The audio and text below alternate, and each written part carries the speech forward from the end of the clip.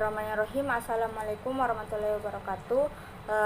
Saya Eka Putri Nur Aulia SM dari kelas Manajemen G dengan NIM 2109035021181. Baik, saya akan memenuhi tugas mata kuliah teori pengambilan keputusan untuk memenuhi ujian tengah semester yang telah diberikan oleh dosen saya. Di sini saya memilih materi tentang pengaruh keputusan strategis bagi perusahaan. Yang pertama, saya akan membahas tentang apa itu keputusan strategis. Nah, keputusan strategis merupakan bentuk keputusan yang dilakukan dengan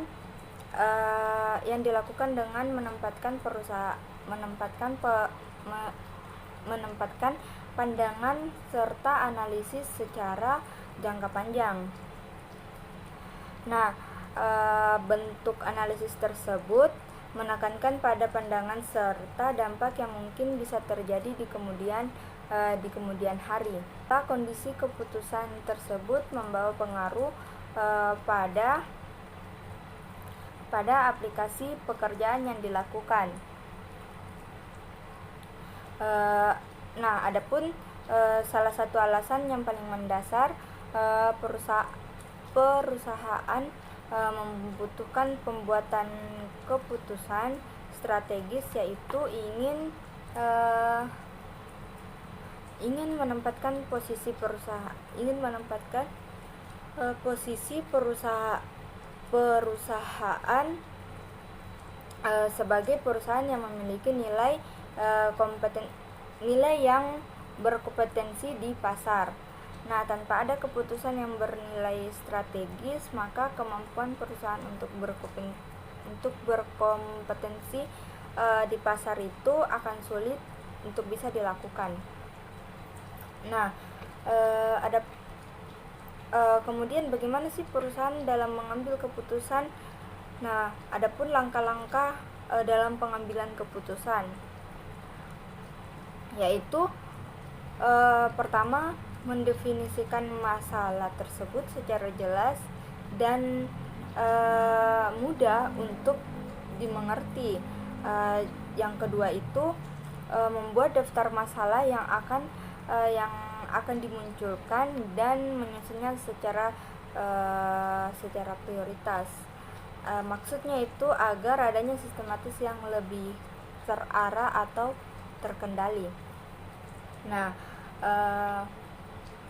melakukan identifikasi dari setiap masalah tersebut dengan tujuan untuk lebih memberikan gambaran secara lebih tajam dan lebih spesifik. Dengan itu, yang keempat, mementaskan setiap masalah tersebut berdasarkan kelompoknya masing-masing, dan dimana kemudian dengan menggunakan model atau alat uji yang akan mereka pakai.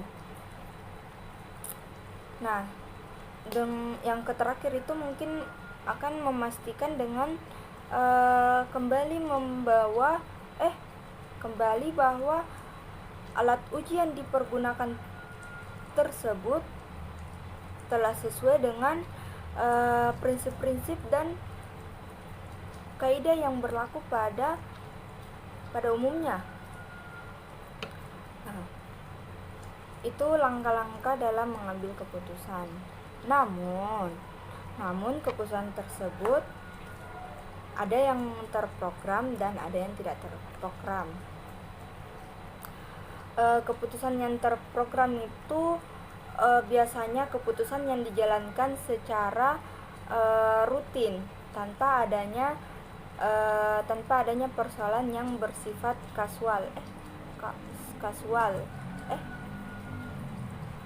tanpa adanya yang bersifat krusial. Sedangkan keputusan yang tidak terprogram itu biasanya diambil dalam usaha untuk memecahkan masalah-masalah baru yang belum pernah dialami sebelumnya, yang tidak bersifat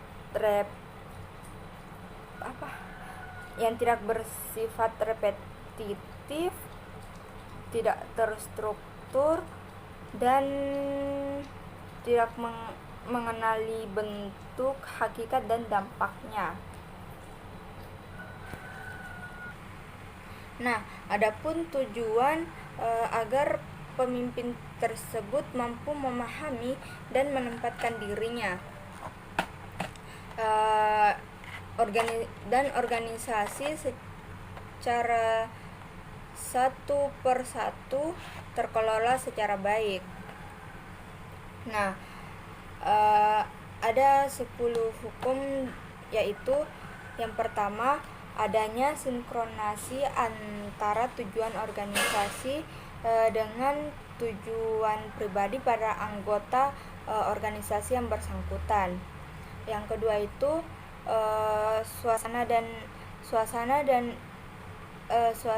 dan iklim yang menyenangkan dan jenuh. Yang ketiga itu informalitas. Yang keempat itu tidak memerlukan manusia sama dengan mesin.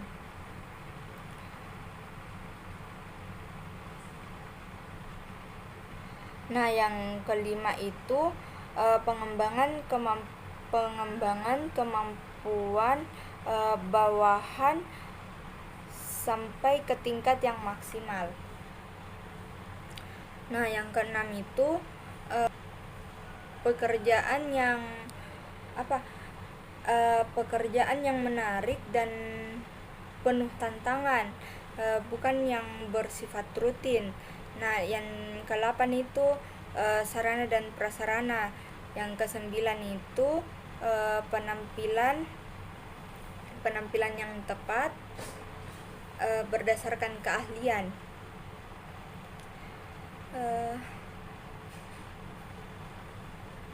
Yang ke-9